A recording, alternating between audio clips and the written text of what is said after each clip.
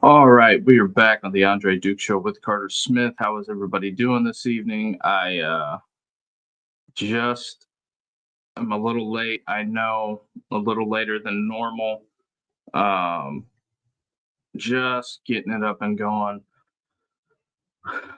Yeah. So, what is going on out there? If you can do me a favor and hit that like and subscribe button and help us grow this channel, that would be much appreciated. Um, that is kind of what we're doing here. Just getting it going. We've got some topics to jump into, and also we are going to open up the phone lines tonight since I've got that capability now. I think we'll just go ahead and open up the phone lines for the last part of the show. If you guys want to call, that is the big thing. Also, live right now on TikTok. I get it. Um, we're like almost a half hour late, but that's just kind of what it is. Got to get in where you fit in. So, um,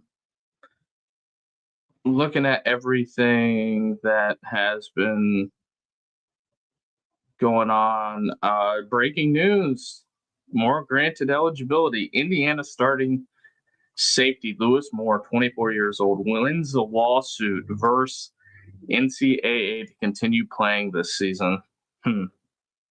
That is fascinating stuff there, I will have to say. Um, so we'll get into it. First order of business is what's up, Joe? All right. First order of business, we'll hop into the draft stuff.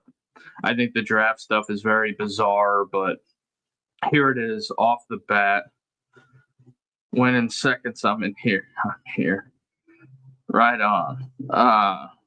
So Fernando Mendoza is projected to be the number one pick. Garrett Nussmeier to the Saints. John Mateer to the Jets. I don't know how that's going to pan out with Mateer having a broken hand. I just find it fascinating that they're going to have all this stuff with Mateer out there, and then he's going to miss 4 weeks of the season. So there's that. I don't know how it's going to shake out. I mean, at least for Mateer. I do find it fascinating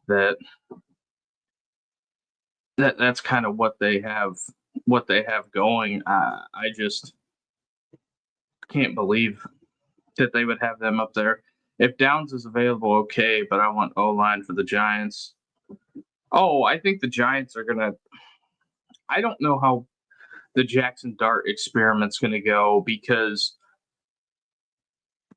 I think that not to get on the New York Giants bandwagon or the soapbox, but I think they're going to dump Shane at the end of the year because of just everything that's transpired. But here's the other part of the NFL mock draft. It has the Steelers taking a quarterback. We know that's very, very obsolete. I don't think the Steelers will pick 12th by any stretch of the imagination. I don't think they're going to draft a quarterback. I think they're happy with Will Howard. I like Dart a lot and Scadabo a lot. I want O-line help to end. Yeah, I think the Giants need a lot of help up front. That's just kind of what it is. The Giants got that, and then here's the back half of the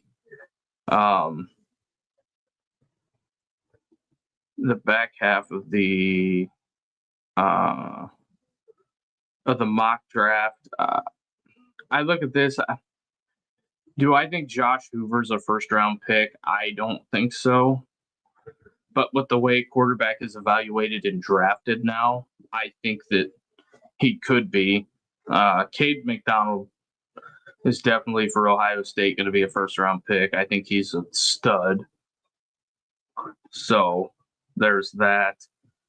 That's kind of where we're at on the mock draft stuff. We'll get into it. Saturday, unbelievable slate of things going on Saturday. The Ryder Cup starts at 7 a.m. Then it's followed by at noon USC Illinois, and then more Ryder Cup also going on. LSU Ole Miss, Auburn A&M, Ohio State Washington, Indiana Iowa, Penn State, Oregon, and Alabama Georgia to cap it off. And then also Colorado plays that night as well. So that is just something else to keep an eyeball on. We will have the watch parties for Indy, Arkansas, 9 a.m. or noon. Indy, Arkansas will be at noon Eastern, Joe. But I think some of the graphics that have gotten put out about that is because it's a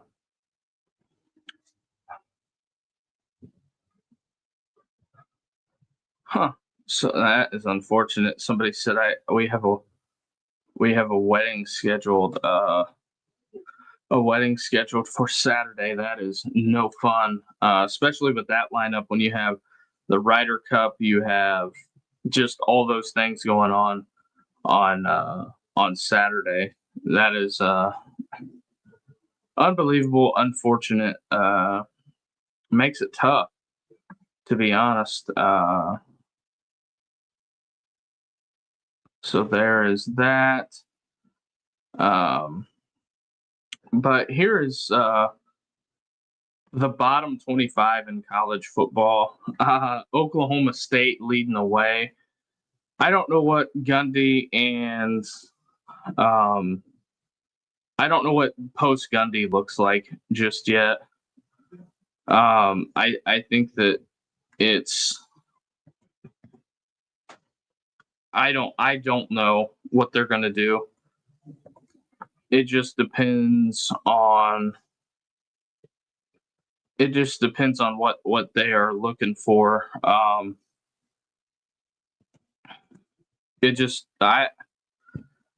mean, they haven't had to do a coaching search, and LSU still hasn't lost. Should James Franklin consider a change of scenery if he can't win the big game this year? It's up to the Penn State folks. Really, I can't. I'm not the greatest barometer on the Penn State stuff, but really, when you're looking at it, Duke, Cal is so great for sports. 6 a.m. starts. Game day right in the first game, 4:30 with USC Cal. I guess he's starting at 7:30. Oh yeah, I could totally see that. Some people like that West Coast schedule because you're 9, what is that, 9, 1:30, 4:30, and you're done. 7:30 for your late game out there. But yeah, Oklahoma State has made a change. UCLA has made a change. I believe Sam Houston and Phil Longo are winless still, so there is that. Just some of the teams. I think Boston College is better than what people think. I think Florida is better than what people think. Virginia Tech has made a change at coach, so they've basically, the teams that have fired coaches, and Stanford is on here too. Let's not forget they fired Troy Taylor at the beginning of the year in spring ball. Georgia Tech looks good. Yeah, Georgia Tech's going to be able to make some noise this year. I don't think people realize that because they have a very favorable schedule. But speaking of that, we will get to the college football FPI chances to make the playoffs. I think really we're only staring at one column here. I think I'm not sure how many losses Iowa has, but they're on the fringe. I think some of the teams in the first column that are like 2%, I just don't see it. I think if you've already got two losses, you're staring it in the face. It's going to be tough. You don't control your own destiny. That's just kind of what it is. But Ohio State, Oregon, Texas, Georgia. As of right now, USC is a playoff team. As of right now, Ole Miss is in there. Penn State. I think the only schools that have losses out of like the top 10 are Tennessee, Alabama. USF's going to push hard. Auburn, but they got a tough road. LSU out of the top ranked teams. I actually like Missouri this year. I think Missouri is going to be good. Ole Miss or LSU this weekend, who you got? I think Trinidad Chambliss can beat LSU. I think he can. I really think he can. That's just kind of what it is. But yeah, those are some of the playoff chances. I'm really shocked that Miami's sitting at 34%, because they got like a higher percentage than. That's what I hear. Go Rebs. Ole Miss -1.5. Yeah, we'll see. Oh, also Florida State in column 2. Yeah, and Indiana, A&M. I don't see it with South Carolina. I think that Beamer goes. I think he leaves and goes to Virginia Tech. I think he's always wanted to go back there, kind of in my opinion. So I think South Carolina will be an open job. Joe says nope. I think South Carolina's done like dinner, to be honest. I really do. Arkansas, I think the Hogs, a lot of it depends upon this weekend, to be honest. But I think they're hanging on. I think Arkansas is hanging on by a thread. But it didn't help with that loss to Memphis. Georgia Tech, I think, has a really favorable schedule going down the stretch. Illinois has got to bounce back. I mean, they really have to bounce back after that bludgeoning by Indiana. They got USC this week, so we're going to find out a lot about Illinois to see if they can pick themselves up. Time for a change at head coach for South Carolina for sure. Well, the South Carolina thing, they've been so up and down the last couple of years. It seems like Beamer will get it turned around and they'll win 8-9 games. And then this year they come out flat as a balloon and they just can't get anything to go. And nothing's working. Lenoris Sellers doesn't look great. I mean, he's a hell of an athlete, but he playing quarterback doesn't look great. Go Blue back to the playoffs this year. Michigan, we'll see. I don't think that is a lock by any means. Also, another team that's right behind Clemson here. I think Clemson's done like dinner if they take another loss.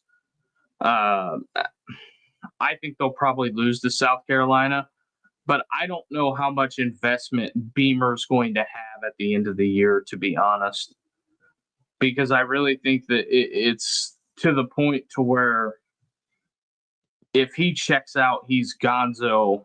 Does the team quit? What does that roster look like? How many of those kids from South Carolina go to Virginia Tech? I think that the one thing that with Virginia Tech will go with Beamer. I just think that it will ignite their fan base. It'll give them a rallying cry.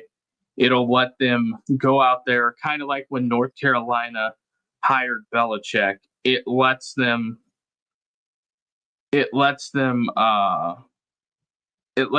the fan base excited. That's what I think. Here's something interesting. Coming out of Oklahoma State from their AD, Gundy's exit is in the best interest of OSU for the long term. I don't really think that that's. A lot of people have a lot of mixed emotions on the Mike Gundy. I'm neutral. It doesn't really bother me. I don't really. It's not that I don't care. It's what it is, kind of. I mean, when you have subpar seasons like that, you can't expect nothing to keep on happening just because you've been there. Just because you've been there for X amount of years, you can't expect Oklahoma State, that is relatively falling behind. And one of the bigger issues that you have now, if I am a team, and this goes for all of conference realignment, if I am a team that is in the ACC or the Big 12, depending on how this set of realignment goes, I don't know this for a fact, but my speculation is I think North Carolina's leaving the ACC no matter what. Whenever they go, they're gone. North Carolina, gone. Out of the ACC. So that leaves you out of the ACC. I think Clemson will ultimately be in the SEC because they just fit. Virginia brings academics. The last team I think that goes to the SEC, with the SEC that would be expanding to 20 in the area, I think you add Notre Dame in there. Because I don't know how much longer Sankey and Petiti, but for all intents and purposes, Greg Sankey ain't agreeing to. I know you aren't wearing that shirt. Oh, Siski. Oh, yeah. I got this when I was down in when I went to Talladega. I stopped at Buc-ee's and got one of these shirts. I got an Alabama shirt too. I know that it confuses people. But what I'm saying on the conference realignment stuff is I don't think the SEC is going to add a team that doesn't fit their profile. Because when it comes to it, like the Big Ten has UCLA, USC, Washington, Oregon. If I was looking at it from a map, it's funny because you could show the average Big Ten fan where is Alton, Oregon, or Alton Stadium at. They have no idea. They have no idea where the University of Oregon is. The only time that the Big Ten people came in contact with Pac-12 teams, it was either big non-conference games or the Rose Bowl. It was always you played the best out of Pac-10, Pac-12, whatever you want to do. And I think that some of the teams that made good moves in the realignment was the University of Colorado going back to the Big 12 because it's significantly weaker. No Oklahoma, no Texas.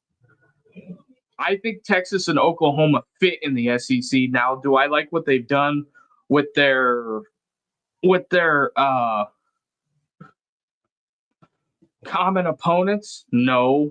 The opponents that they've kept for the years. I find it fascinating that they would do that. but I just don't find it good, because I think Alabama needs to play LSU every year, in my opinion. I think so. One of the common opponents that should be for Texas A&M should be Texas, Oklahoma, Missouri. They were all in one conference together. Like they're trying to, the TV people are trying to manipulate this into something that they think is going to be great theater. And I'm just telling you, at a certain extent, not every year they want to be competitive. They want to be really good, but not every, and I agree with that guy. Miami is good, but also what I'm saying is for the SEC, it it's a little bit of a deeper conversation that I think anybody wants to get into. But I also look at it from you have Ole Miss, LSU. You mean to tell me that's going away?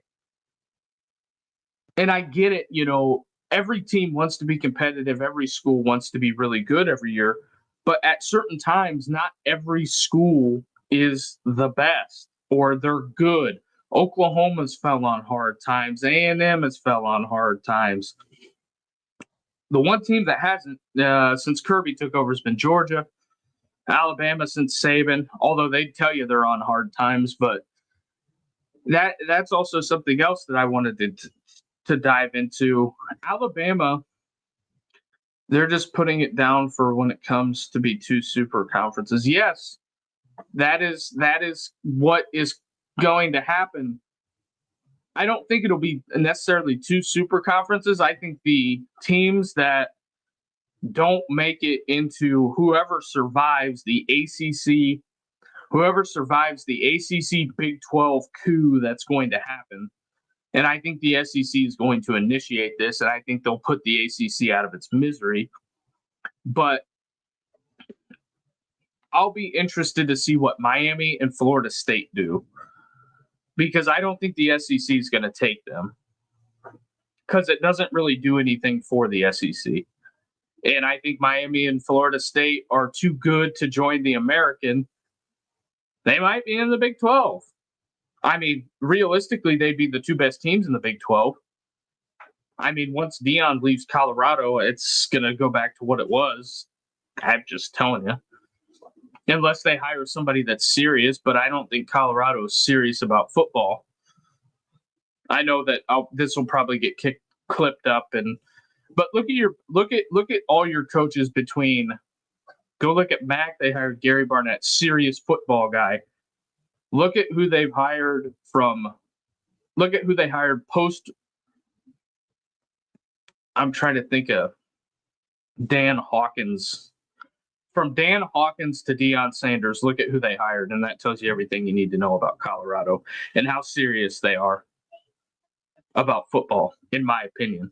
But and here's another one. As we look at it,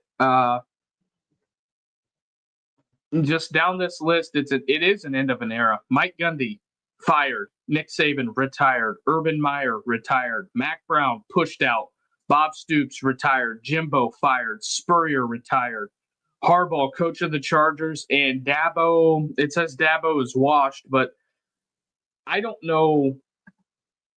Out of that list, I mean, I'm putting this list up. There's 1, 2, 3, 4, 5, 6, 7, 8 national championship coaches. Out of Gundy, out of 9, Gundy's the only one that never won one, but they're all gone. They are all gone. College football is completely changing. It's changing before the very eyes. I don't know if it's a good thing or a bad thing. Some people would say it's bad. Some people would say it's good. But I'm just here to bear witness to what it's doing. And I'm just telling you that the Gundy stuff, I think, judging by how active the coaching carousel has been so far this year, just by looking at how active it's been so far, I don't see where this stops. I think if Napier can win some games and show some hope and some sign of improvement, I think he might be okay. But Urban Meyer doesn't think that they're going to fire him, so I guess we'll see. But I'm not so sure with anything anymore. And I'm not campaigning for them to fire Napier. I'm just not. It's not what I want to do. Now, like if it was somebody like when, never mind, I'm not going down that rabbit hole with the shirt I got on. So some college football can't compete with other college football on NIL. Well, here's the thing. It's not. I had somebody really, really smart recently put something out. It's out there. It's last Thursday's show on Siskey and McCready that these kids are going to take an exuberant amount of a pay cut.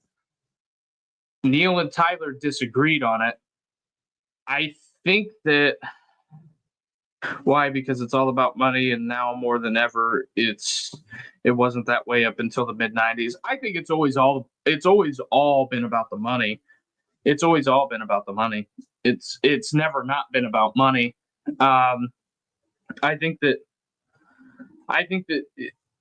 what Fab is saying here on TikTok, he's right to a certain extent. He is right to a certain extent about some colleges can't compete with others. Well, yeah, at the group of 5 level. And I think that the one thing I do think will go away is I don't think universities will sell home games anymore.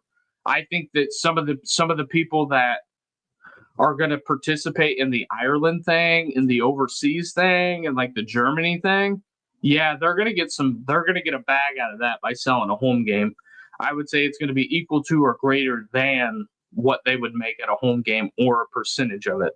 Just in my opinion.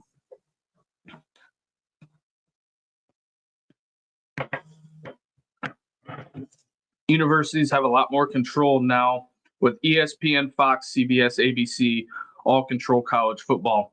Joe, you are right about that. Now, see, one thing that I think is interesting when it comes to this is the TV deal, the TV rights, all of it. Now, the folks at Fox have completely alienated the Big Ten fan base. That is a fact.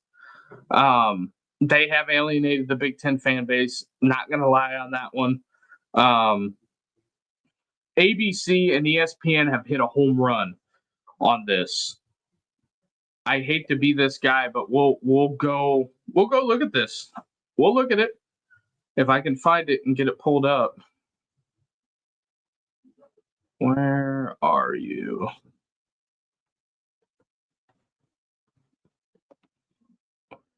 Is it? That's from 2 years ago. College football.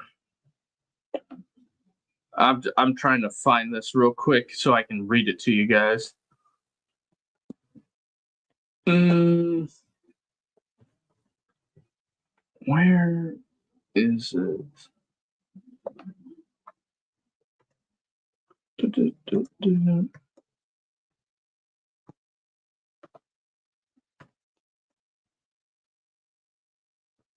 Oh, there it is. Ratings tracker. College football TV ratings. There it is. Okay, for week 4, NBC is messing up Big Ten too. No, I think NBC is doing a good job. At least they're trying to compete with ESPN and putting a good game there. It really, for me, I have 3 TVs, so I got 3 55 inches, going to add a 4th one for next year. I know some people think that's wild. But here's the TV ratings for week 4. Week 4 viewership. Miami in Florida did a 6.46 number. That's a good number. Primetime game. And that's on ABC. Let's establish that up front. Seems so random to find NBC doing Big Ten because NBC seen what the revenue dollars are on the ad space, and that's why they're doing it. But Fox, everybody wants to think Fox is so forward thinking and that they know so much. Well, why did the numbers on Big Noon suck outside of when they have Ohio State, Michigan, and Ohio State, Texas? Fox will hang their crown. You watch. They will hang their crown and say, as an OU fan, I'm so depressed. Yeah, I get it, Mateer being out. But here's the deal. Fox will hang their hat, Joe Klatt and all their mouthpieces over there will spin it. They will spin the Big Noon numbers. They will. I'm telling you. They're going to say the highest rated program, blah, blah, blah, blah, blah. They're going to be saying all of that. I guarantee you. At the end of the year, after the Ohio State-Michigan game, when they're looking for content, they're going to hang their hat. They're going to say their proverbial fake crown off and put it on that we have the two of the highest rated games this year. But they're not going to want to talk about the playoff ratings, which ESPN has. That is something that they're not going to talk about.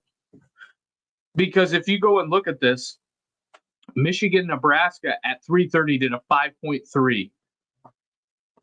And then Big Noon finishes fourth. And it was, Texas Tech, Utah, but that's for those. Indiana, Illinois did 2.7 on Peacock / NBC and NBC. Iowa, Rutgers did better. Rutgers did better than Indiana, Illinois, but that was on a Friday night. But realistically, an unranked Clemson and an unranked Syracuse were close to a top 25 ranked matchup on Fox on ESPN at noon. Let that sink in. Just let that sink in. Oklahoma State, Tulsa did a 1.57, but see, here's the deal on that. I think a lot of people were out there looking for the blood in the water when it came to Gundy and everything like that. They were out there looking for it.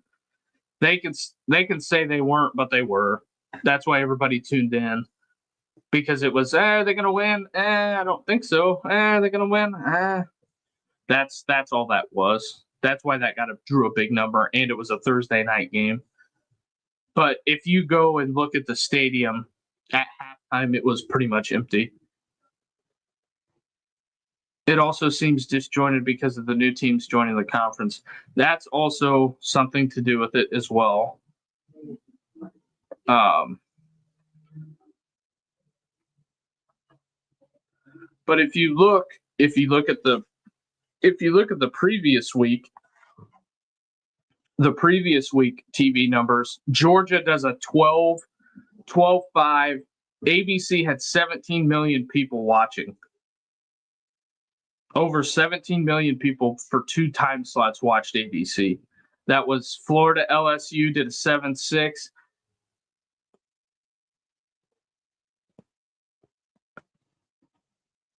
Outside of this, week 3, CBS doesn't even have a game.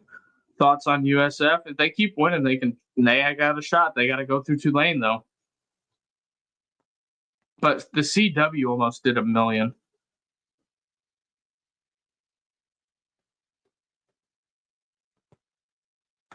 Week 2, Fox did okay with Iowa State, but it still didn't pull more numbers than Ole Miss, Kentucky. And then I know the Big Noon folks were not happy about not being able to get their hands on Oklahoma, Michigan, because that did a 9-6. Nothing. Ohio State, Texas did a massive number, but so did Notre Dame, Miami. So did Alabama, Florida State. They had the top 4 games that week of week 1 did over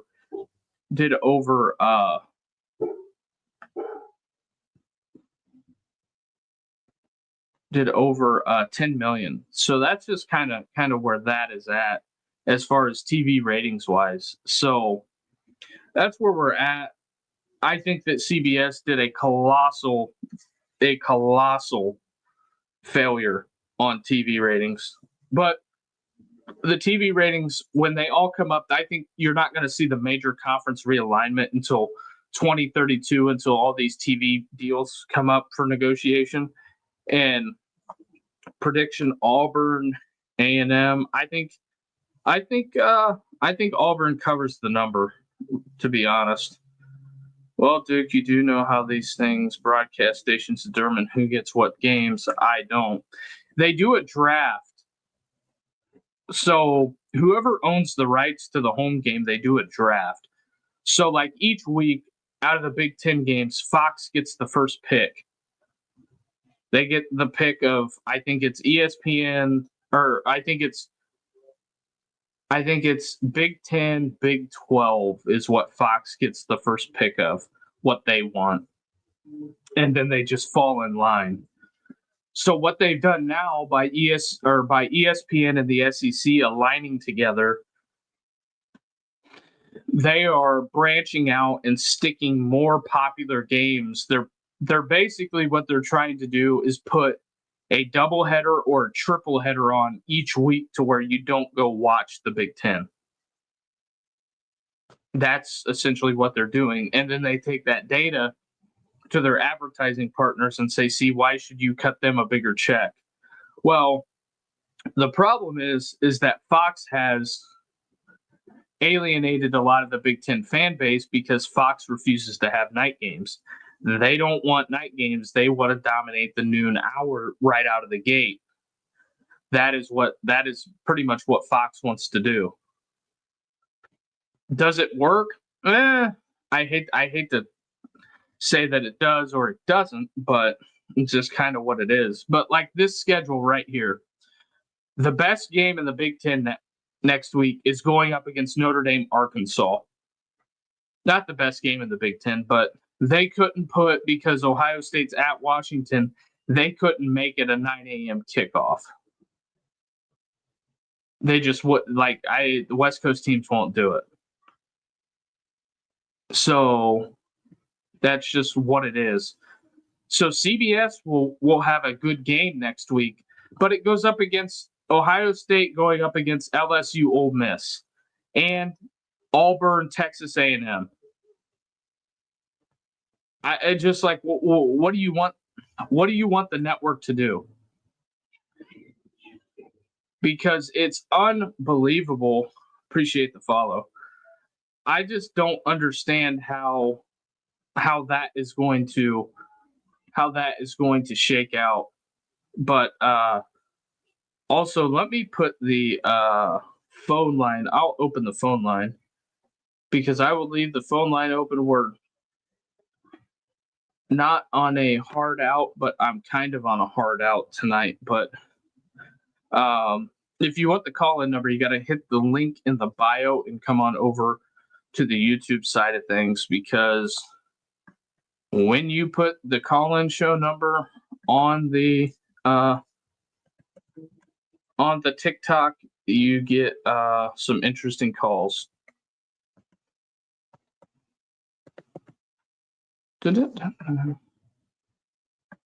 All right, there is the call-in number. If you want to call, go ahead and get your call in now.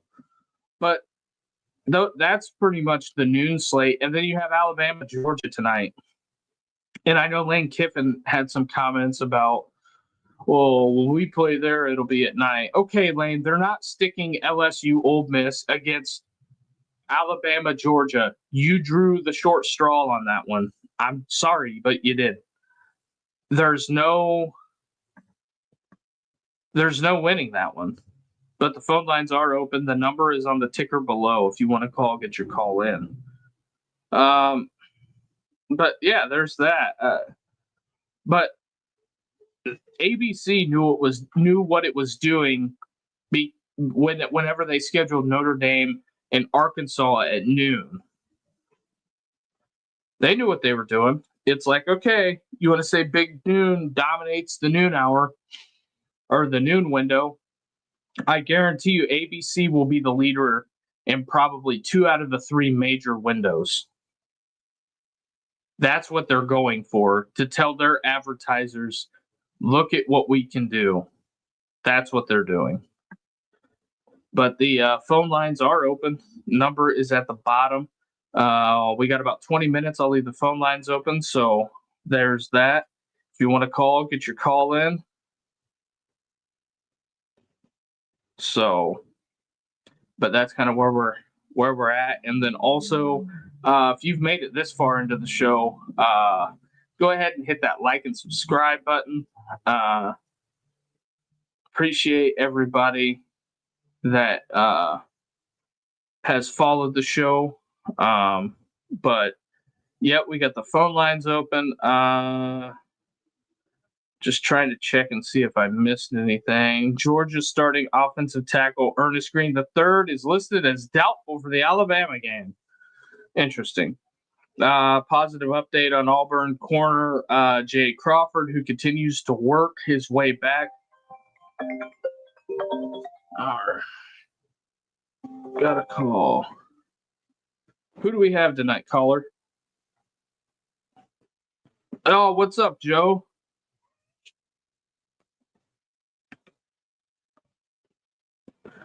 Arkansas is not ranked, but I'm pulling that up right now on my other computer. But I want to say Arkansas might something to me. I think they're there. There it is. There's Arkansas. The Razorbacks are 2-2. They have wins over Alabama A&M, Arkansas. They lost 41-35 to Ole Miss, and Ole Miss had a backup quarterback, and they lost to Memphis by 1.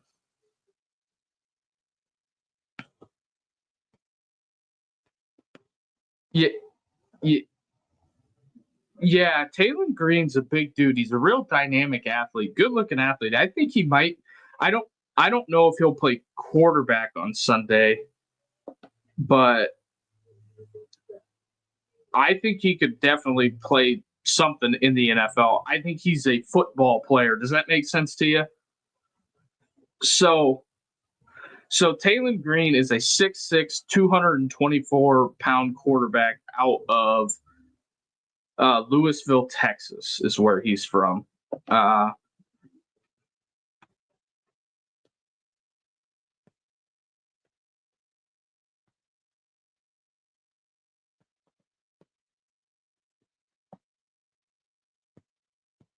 Well, I think he's going to be an offensive guy, to be honest.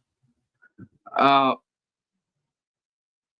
could see him being like a tight end H-back kind of deal. Yeah, specialty guy. I think it's going to be tough for him to play quarterback in the NFL. He's a senior.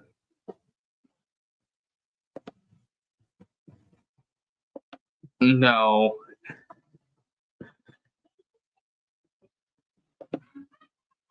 I think a Notre Dame victory would help him a ton as long as he looks good. The one thing that I think that I hate to be this guy, but I think me and Richie talked about it yesterday.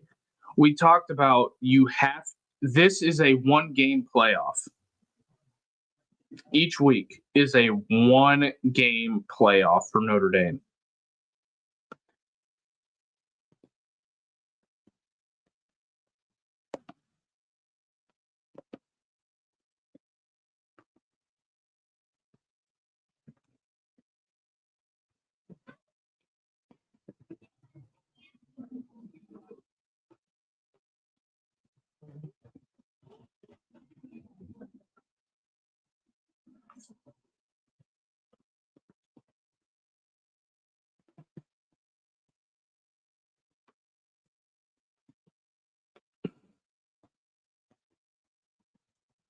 Right.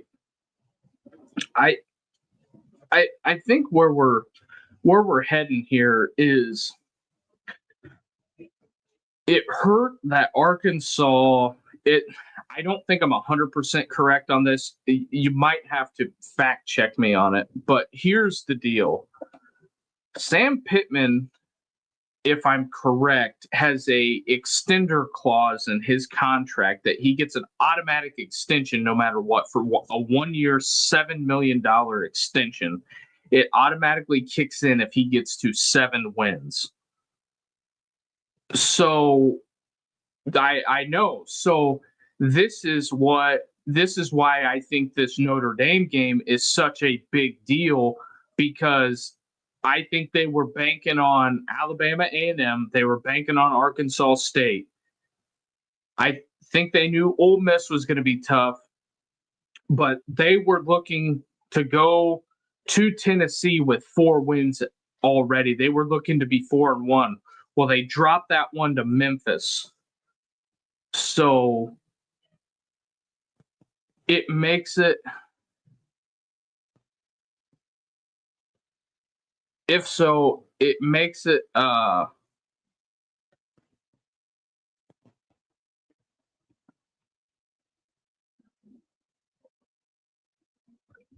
the crazy thing when it comes to the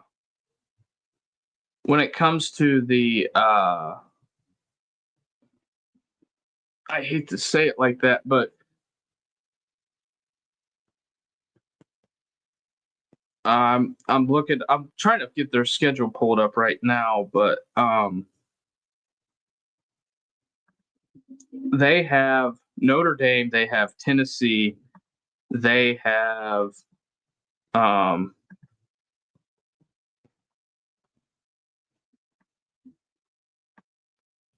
they have them, they have I think Florida's doable if they play them. well, who do they have? Go over all who they have. They got Who they? Yeah. Sorry, I got sidetracked there. I had to fix something with the mixer. I know you're producing on 3 different levels there. Yeah, so I forgot what happens. What happens sometimes with the setup is that this is a little rule of thumb. So if you turn your mixer on late, which is what I produce through all the sound through, right, it comes through. I have a camera, I have a microphone in my camera, I have a microphone in my laptop, and then I have the microphone that I use, and I didn't check my audio because I was running late today, and it was running through the camera. Oh. So I had somebody text me and tell me my whole audio just changed, and it said I can't hear your caller. So I'm like, oh, let me do some troubleshooting, and I was trying to do that while get this Arkansas thing figured out. But now that we have that fixed, I can go through the Arkansas schedule. All right, let's go through it. So Arkansas has Notre Dame this week. They got to go to Tennessee. They have A&M coming to town. Then they have Auburn coming to town. And then they have Mississippi State coming to town. Then they have to go on the road to LSU, on the road to Texas, and they end it with Missouri. Forget about it. He ain't getting the 7 wins. I see Mississippi State as a possibility. Everyone else they're losing to. Here's my thing on the whole deal. When it comes to Tennessee, if Tennessee drops one to Mississippi State this week, that Mississippi State game gets a whole lot harder, because I think it's a 4:15 start that they're stuffing on SEC Network for Mississippi State for Saturday. Yeah, that's asking. That schedule is just as tough as Florida's. Everyone talks about Florida. Look what's left for them. Oh, forget about it. He has out of his next 8 opponents, he has 1, 2, 3, 4, 5, 6, 7 the only opponents that aren't ranked are Auburn, which more for all intents and purposes got jobbed against Oklahoma and should be ranked, in Mississippi State. And if Mississippi State wins this week, they'll be ranked next. I guarantee you they will. Well, that's what I mean. And that's the one that I'm counting on that they'll win. So, I mean, you look at everyone else, I don't see how. I mean, if they get to 5 wins, I would consider that a pretty good season for them based on who they have left to play. They blew it with,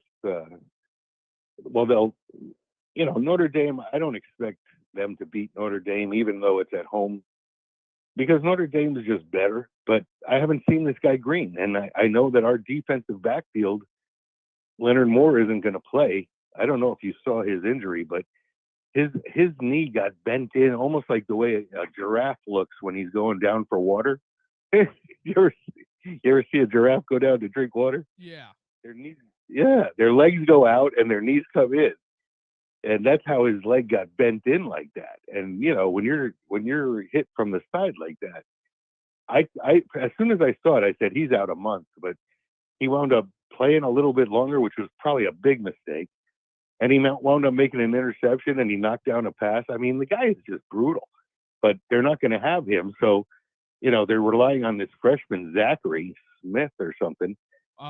Mark Zachary. He's from Mark Zachary. Yeah. He was Mr. Football last year in Indiana. Well, that counts for something, because so is Drake Bolton, the Notre Dame linebacker. Right. And he's good. So, that's a pretty good thing to put in your cap. But I don't know. I'm just thinking, if he gets to 5 wins this year, based on being 2-2 now, getting 3 more wins against that schedule, he'd have to be feeling okay about going 5-7. Well, I mean, who can he win 5 games against in that remaining schedule, dude? Can he do it? It's a tough ask, but I think realistically, Arkansas is so bad. I think they're so bad as a whole. They could lose out. Oh. I don't think they're bad like that, but they could with that schedule. I don't see a win, because I think Mississippi State is better than what people think. Yeah. Yeah. I guess I haven't seen enough of them this year. I don't know anything about their running backs, quarterbacks, receivers, defense. I don't know anything so far. Yeah.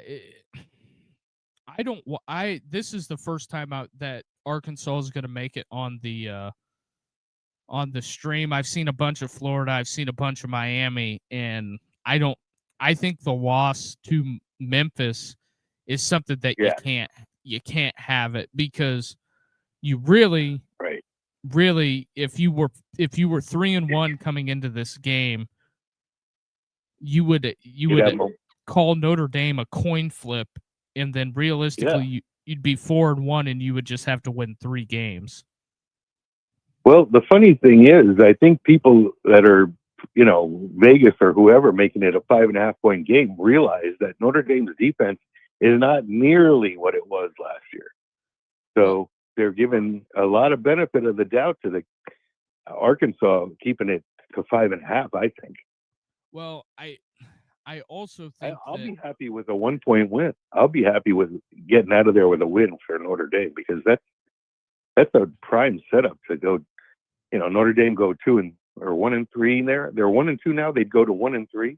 I mean, they'd be in the Clemson boat. The season would be over. Yeah. I look at it, and I think the season is for Notre Dame. And I said this at the beginning of the year. I said the Miami game and Texas A&M were going to be toss-ups.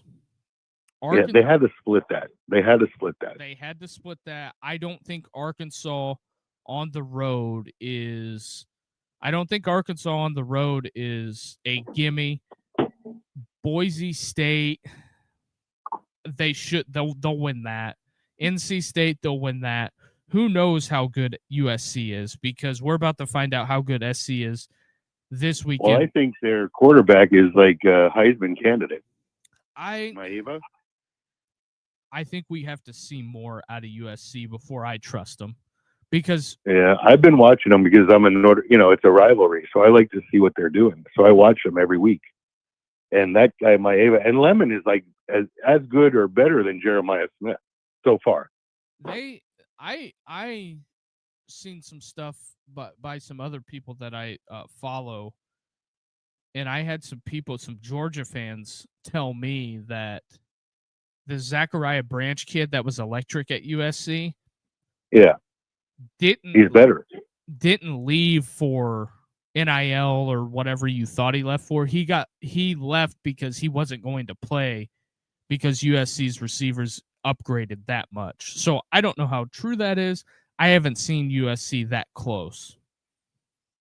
Yeah, well, I blame that on Riley not looking for him to get the ball, because when they had that little guy, his name is escaping me now, but he and his brother played. One was for Notre Dame, and he went to USC, that kid that's now in the pros and doing well. But I get him as the same size as that Branch. And Branch just wasn't utilized, For some reason, Riley did not. I don't know. I can't explain it, because that kid had, all the ink you can ask for coming into USC. And all the fan base was all excited about him. And then about 4 weeks in, they're all hating on him. But it's like, you're not using them. It's almost the way the Notre Dame is using Greathouse. They're not using them. And the guy was like a star for them. Use them. Yeah. I don't care if you have that, I think it's an interesting endeavor, and I guess we'll close on this. The bottom half of the schedule, let's say Notre Dame gets out of Arkansas with a win, no matter 1 point, but they get out of there with a win. They have to go to USC, and that's not even the game I would be worried about. There are 2 games on the schedule that I am worried about. That is Boston Pittsburgh. College. You have to go to BC, and then you have Syracuse. I don't care that Angeli's hurt. No, I'm more worried about Pittsburgh. I think Pittsburgh is very underrated. And I think the ACC in general is like as tough as any conference right now going. I mean, you got Florida State and Miami coming up, not this week, but next weekend. It's going to be a huge game. Yeah. And then you got Georgia Tech, who is no slouch. I think Pittsburgh is way better than people are expecting them to be. Louisville's always there. You got Clemson can only be a spoiler at this point, but they always get enough talented players. I think their offensive coordinator needs to go, but I think the talent is there, So I think the ACC is a much better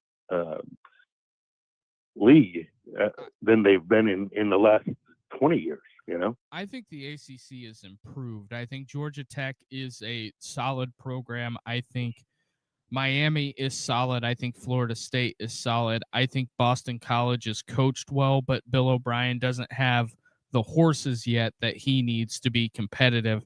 And I think Louisville is coached really well, and I think they're a competent football team. Do I think Louisville is a dark horse playoff contender? Maybe, if the thing goes right. But here's where I disagree. I think Pitt, you're going to find out more about Pitt than Pitt wants you to, because their next 4 games are Louisville, Boston College, at Florida State, at Syracuse. Well, what do you think about Narducci as a coach? I think reading his stuff that in the Post-Gazette that I read and the coverage, I think he's an absolute blowhard. Is he like Signetti or what? No, the thing with Signetti is that Signetti wins and scores a bunch of points. Narduzzi loves to hear himself talk. One of the things that really was interesting with Narduzzi was back when this was a couple years ago when Joe Brady left to go to the Bills, I think. When he left LSU to go to the Bills, Matt Canada went down there, and Narduzzi threw him under the bus at a coach's clinic, and I thought that was lowbrow. Just because that is that's just so there must have been some prior bad blood between them, maybe. I don't know. I don't think it was bad blood. I think Narduzzi got his panties in a wad because Canada left.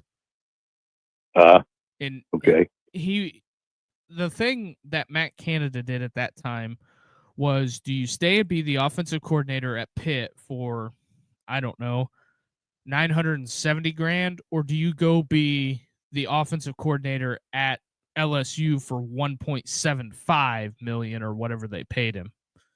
Yeah, it's not even a choice. You go to LSU. And here's the thing: the LSU has bigger boom or bust because the Pitt offensive coordinator ain't moving the needle on the national spectrum to get a head coaching job. You might get a MAC job out of it, but here's the other thing too. On the scale of it, I just hate to be that guy. I think the conference that's shifting right now to being the stepping stone jobs is the top of the Mountain West, because you're seeing more teams, Barry Odom, come from the Mountain West. You're seeing more coaches get plugged in the Mountain West, because for the longest time it was the Sun Belt and the MAC. You would have, the big programs were pulling from either one of those, or they would not typically pull somebody from Conference USA, but that's just kind of how. Was Lanning from the Mountain West? For some reason, I think I'm thinking that. Lanning came because the last couple of years we've had a shift. Instead of them taking group of 5 coaches, regardless of what league, they've been hiring coordinators away, because Georgia really started that, because Lanning was Georgia's defensive coordinator when Mario left to take the Miami job. Okay. So that's just kind of how that But he must have been somewhere before Georgia. He must have been. He was at Alabama. He was a graduate assistant at Alabama. Okay, so his pedigree is phenomenal. Oh yeah, so, Dan Lanning was, I believe he was at Alabama, Georgia, and he was at Memphis when Memphis was really good with Norvell. And then when Norvell left to go to Florida State, I don't think he was one of the people that got taken, so he went to Alabama with Saban. Kirby gets the Georgia job, and Kirby took him with him to Georgia, and now he's the head coach at, I think he's under 40 years old, and he's the head coach at the University of Oregon. So Dan Lanning has worked his ass off in the profession, and I have nothing but respect for him. Well, I'll tell you what, the guy that I think is not getting a lot of ink, but he's proved himself coming from high school to Auburn, Gus Malzahn. That guy has been, and he had a perfect game plan against Notre Dame with an experienced quarterback to be able to do those dips and dunks and take up time and use that offensive line to just tire Notre Dame down, in that humidity and rain. And, he made a great game plan to beat Notre Dame, and that's what happened. They beat them. Right. And I think, one of the things that, in fact, Gus Malzahn should go to South Carolina. He's already used to the Southeast. I think Gus Malzahn positioned himself to either take, because I don't know how long, if Scott Frost wins big at UCF, I don't know how long he's there. I think Gus, realistically, I don't think Auburn would hire him back, but I could definitely see some interesting things happen. I mean, last year was the year of the retread. I could see him go to Florida, but that contract is big, I know, for Florida, Norvell. Or not, you mean the Gators with Napier? Yeah, Napier. Yeah. And here's just something that is very interesting that I thought I would pull up. Gus Malzahn is 3-5 head-to-head against Saban. Yeah, but that's, like Saban had, 5 stars riddled throughout his lineups on every offense, defense, and special teams. You want a wild stat, Joe? Okay. A wild stat is that Nick Saban's all-time record against the SEC is 161-33 with 11 SEC championships. Insane. It's insane. I don't think you'll ever see that again. No, you won't. And again, he's got his niche right now. I think Malzahn being an offensive coordinator, because that's really what he knows the best. He's very creative. So I don't know if he were to go to South Carolina, it would probably be good for South Carolina, but I don't know if that's his best yet. Like maybe he'll get into that, grow into that at some point. But as a head coach, I don't know if he's actually has enough to do it yet. I don't want to rule him out because I think he's a tremendous offensive mind. And so you can get by with that if you hire a good defensive guy. Like, Notre Dame, Freeman, he hired Golden because he knew he was going to be able to help him with his experience in settling into a head coaching position, So if Malzahn can be a head coach and look over the offense, kind of almost the way Elko oversees A&M's defense, if they've got that ability to get a good defensive coordinator wherever Malzahn would wind up as a head coach, then he'd be successful. But he's going to have to, have somebody pretty darn trustworthy to run a defense for him if he goes to head coaching. Right. So, yeah, that's a lot of interesting topics. I appreciate your call, Joe. I'm going to go ahead and wrap the show up. I appreciate you calling in and being a long-time listener. It's always a pleasure. All right, Joe. We'll talk to you. All right, dude. Yep. Bye-bye. Bye. Appreciate Joe for calling in there. I guess we'll wrap the show here. Been going for an hour and 7 minutes. Appreciate everybody who tuned in. Appreciate Joe calling in. We're gonna. I think Richie's gonna be on tomorrow. We're gonna be doing this when it's when I'm by myself on Monday and Wednesday until Carter gets back, and on Friday we'll open the phone lines. And especially if there's games on, we'll have the phone lines open and be taking calls from you guys. Appreciate everybody watching. If you can do us the biggest favor, hit that like and subscribe button, and that will help us grow the channel. But until next time, appreciate everybody, and we'll talk to you guys later. Have a good night, everyone.